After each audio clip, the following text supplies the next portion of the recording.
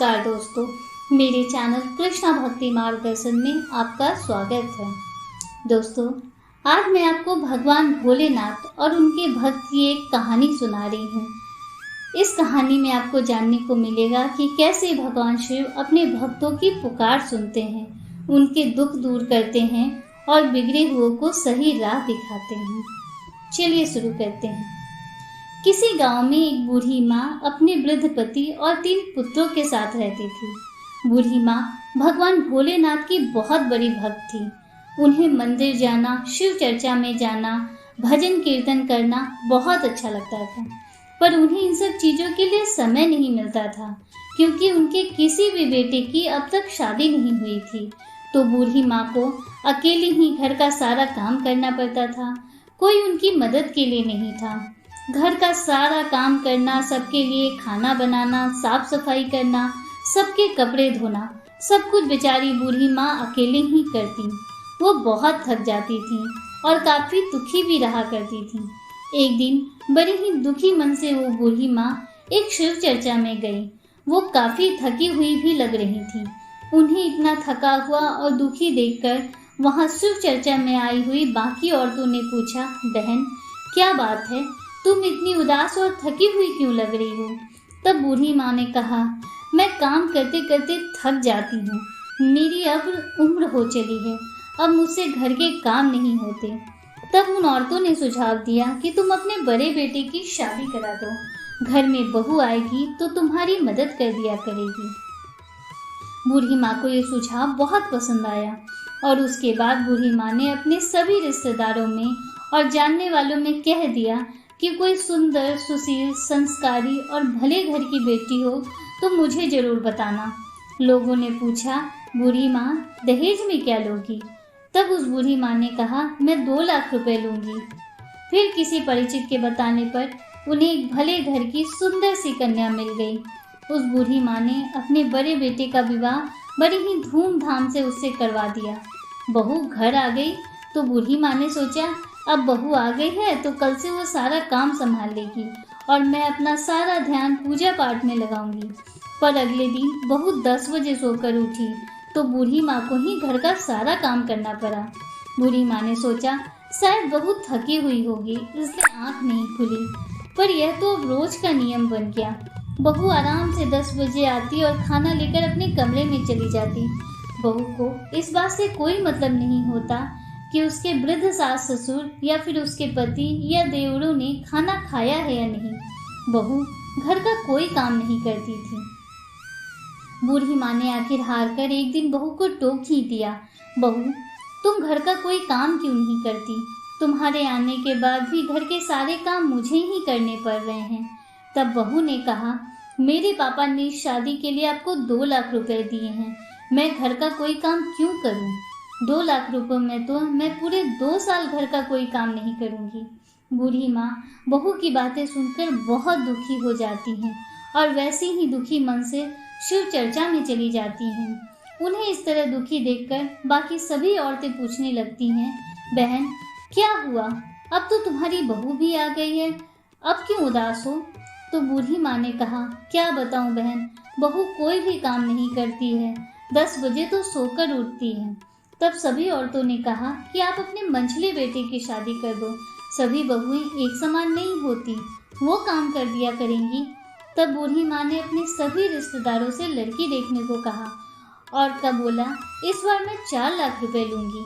फिर कुछ दिनों बाद एक भले घर की सुंदर कन्या से धूमधाम से उन्होंने अपने मंझले बेटे की शादी कर दी। जब मंझली बहू घर आई तो बड़ी बहू ने उसे पहले ही बता दिया कि मेरी शादी में मेरे पापा ने 2 लाख रुपए दिए थे, इसलिए मैं 2 साल तक कोई काम नहीं करूंगी। यह सब सुनकर मंझली बहू अगले दिन 12 बजे सोकर उठी और फिर उसका भी नियम बन गया।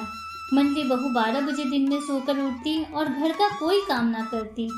10-15 दिनों बाद आखिर बूढ़ी माँ ने उसे कहा, मंझली बहू तुम थोड़ा जल्दी उठकर मेरी मदद कर दिया करो, मैं सुबह 5 बजे से उठकर घर के कामों में लगी रहती हूँ। यह सुनकर मंझली बहू ने उत्तर दिया, माँ जी मेरे पापा ने भी तो आपको इस शादी में 4 लाख रुपए दिए हैं, मैं अगले 4 सालों तक कोई काम नहीं करूँगी। अब तो बूढ़ी माँ और भी थक जाती थी, अब उनका काम भी बढ़ गया था। ऐसे ही एक दिन थकी हारी वो शिव चर्चा में गई तो बाकी औरतों ने पूछा, क्या बात है बहन, तुम अब भी उदास हो? तब बूढ़ी माँ ने कहा, क्या बताऊं बहन, ये बहू तो 12 बजे सोकर उठती है और घर का कोई काम नहीं करती। तब सबने सुझाव दिया कि तुम अब छोटे बेटे की शादी कर दो, शायद ये बहू अच्छी निकल आए। तब उस बूढ़ी माँ ने अपने छोटे बेटे की शादी का निर्णय लिया और सोचा कि इस बार मैं कोई पैसा नहीं लूँगी। फिर एक गरीब घर की भली सी कन्या देखकर उन्होंने अपने छोटे बेटे की शादी कर दी। बहू ने घर में आते ही घर का सारा काम संभाल लिया। छोटी बहू सुबह 5 बजे ही उठ जाती और अकेली ही घर का सारा काम करती। अपने वृद्ध सास ससुर की बहुत सेवा करती। बूढ़ी माँ अब बहुत खुश रहती। उन्हें घर के हर कामों से छुटकारा जो मिल गया था, अब वो निश्चिंत होकर अपने पूजा पाठ में लगी रहती और खुशी खुशी शिव चर्चा में जाती। ऐसे ही कुछ दिनों में सावन का महीना आ जाता है तो बूढ़ी माँ और छोटी बहू दोनों सावन सोमवार का व्रत रखती हैं। दोनों विचार करती हैं कि सावन में गंगा स्नान को जाना चाहिए और एक दिन सुबह सुबह ही दोनों गंगा स्नान के लिए निकल जाती हैं। इधर भगवान शिव सब देख रहे थे। उन्होंने एक साधु का वेश बनाया और बूढ़ी माँ के घर के बाहर बैठकर सारंगी बजाने लगे। दोनों बहुओं ने सारंगी की आवाज़ सुनी तो घर के बाहर आ गई। उन्हें देखकर साधु ने कहा, बेटी कुछ भिक्षा दे दो, कुछ खाने के लिए दे दो। तब दोनों बहुओं ने कहा, बाबा पहले तो इस सारंगी की आवाज़ को बंद करो, इसके शोर से हमारे कानों में दर्द हो रहा है, और जाओ यहाँ से, हमने कभी कोई काम नहीं किया, अपने सास ससुर को एक गिलास पानी तक न दिया और तुम्हें लाकर भिक्षा दी, चलो जाओ यहाँ से अब। यह सब सुनकर साधु बाबा को बहुत क्रोध आ गया और उन्होंने अपने कमंडल से जल निकालकर उन दोनों पर छिड़क दिया और वहाँ से चले गए। दोनों बहुएं देखते ही देखते भैंसों में बदल गई। सारे गांव वाले इस नज़ारे को देख रहे थे। उसी वक्त बूढ़ी माँ और छोटी बहू अपने घर लौटे। अपने घर के आगे 2 भैंसों को देखकर बूढ़ी माँ आश्चर्य में पड़ गई। घर के अंदर गई तो दोनों बहुएं उन्हें वहाँ नहीं मिली। जब वो बहुओं को खोजते हुए बाहर आई तब गांव वालों ने उन्हें सारी कहानी बतलाई। ये सुनकर बूढ़ी माँ दौड़ी दौड़ी उन साधु बाबा के पीछे गई। थोड़ी दूर जाने पर बूढ़ी माँ ने साधु बाबा को एक पेड़ के नीचे बैठे देखा। बूढ़ी माँ साधु बाबा के कदमों में गिरकर क्षमा मांगने लगी। बूढ़ी माँ बोली, बाबा मेरी दोनों बहुओं को क्षमा कर दो, उनकी तरफ से मैं आपसे क्षमा मांगती हूँ। तब साधु बाबा ने कहा, वो दोनों तो इतनी बुरी हैं, तुमसे घर का सारा काम कराती हैं, फिर भी तुम उनके बदले मुझसे क्षमा मांग रही हो। बूढ़ी माँ बोली, बाबा वो चाहे जितनी भी बुरी हों पर हैं तो मेरी बहुएं, आप उन्हें ठीक कर दो, नहीं तो मेरे बेटों का घर बर्बाद हो जाएगा।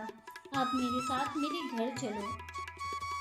तब साधु बाबा ने कहा, मैं तो तुम्हारे साथ नहीं जा सकता, पर तुम मंदिर से गंगा जल लेकर उन पर छिड़क देना, वो पहले की भांति हो जाएंगे। बूढ़ी माँ ने वैसा ही किया। अब दोनों बहुएं पहले जैसी हो गई। तब बूढ़ी माँ ने कहा, अब तो तुम दोनों सुधर जाओ, पूजा पाठ करो, दान पुण्य करो। तब दोनों बड़ी बहुओं ने सबसे माफ़ी मांगी। अब वो भी पूजा पाठ करती, अपने सास ससुर की सेवा करती और घर का सारा काम भी करती। अब चारों सास बहुएं मिलकर शिव चर्चा में जाती। शिव जी के आशीर्वाद से अब सब ठीक हो गया था। दोस्तों, ऐसे ही हैं हमारे महादेव, हमेशा सबको सही राह दिखाते हैं। तो दोस्तों, उम्मीद करती हूँ कि आपको ये कहानी पसंद आई होगी। अगर कहानी पसंद आई हो तो कमेंट में हर हर महादेव, ओम नमः शिवाय जरूर लिखिए। चैनल को लाइक कीजिए, शेयर कीजिए, सब्सक्राइब कीजिए, जिससे आगे भी आपको ऐसी ही रोचक जानकारियाँ मिलती रहें। मिलते हैं आपसे अगले वीडियो में। तब तक के लिए जय श्री राधे कृष्णा, हर हर महादेव, राधे राधे।